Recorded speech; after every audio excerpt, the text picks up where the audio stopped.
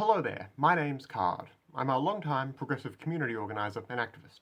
And today, I just want to briefly talk about a reactionary dog whistle that's been around for a long time now, as well as what it really means, who's using it, and why.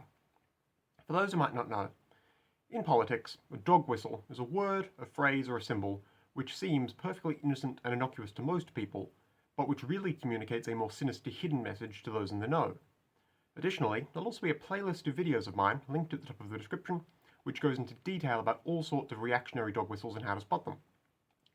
Today specifically, I want to talk about the use of really inaccurate mathematics in purposefully miscalculating the death toll of the Holocaust and how it's become a contemporary reactionary meme of sorts, particularly in online spaces. A lot of the online far-right congregate most of the time on dedicated reactionary forums and image boards, where they're free to be as openly bigoted as they want. But whenever they're on the normal, regular side of the internet, they'll often reuse a lot of the same racist, homophobic, transphobic, anti-Semitic jokes and memes and talking points they would with the other reactionaries, but they'll couch it all in obfuscating language and obtuse references so that it flies over the heads of most people. If you consider yourself a socially conscious progressive, you should try to familiarize yourself with a lot of the general references and talking points online reactionaries will bring up, so that you don't let them fly under your radar when they're trying to spread their ideology and signal their beliefs to one another online. After all, knowing is half the battle. To this end, one of the ways alt-right types will attempt to spread their reactionary beliefs without most normal people catching on is a form of Holocaust denialism premised off of oversimplifying the figures used to calculate the scope and scale of the Nazi extermination campaign to the point where it would appear impossible for reality to line up with the official actual death toll figures. For instance, we all know that at least 6 million Jews were directly killed in death camps by the Nazis.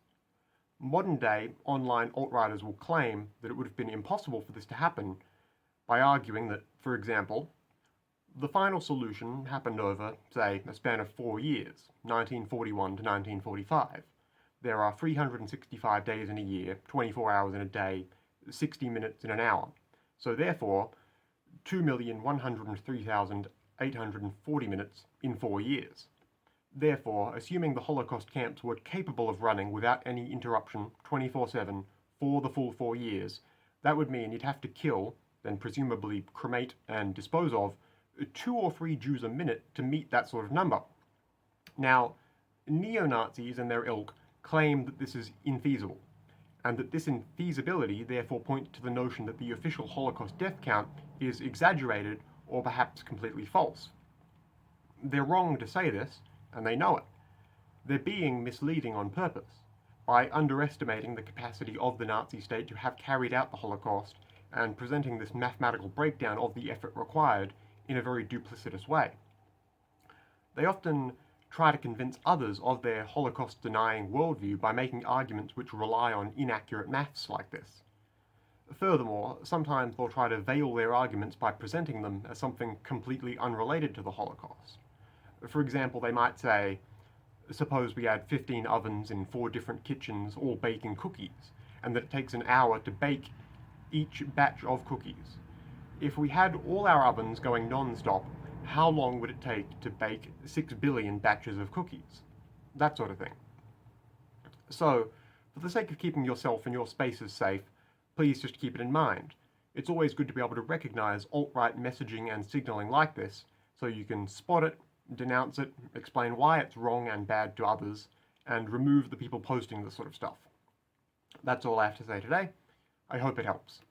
Once again, my name's Card. If you might want to hear more from me, especially more about emerging or obscure reactionary dog whistles and how to spot them, feel free to subscribe to this YouTube page, or just take a look at my other videos. Either way, goodbye for now, and stay safe out there.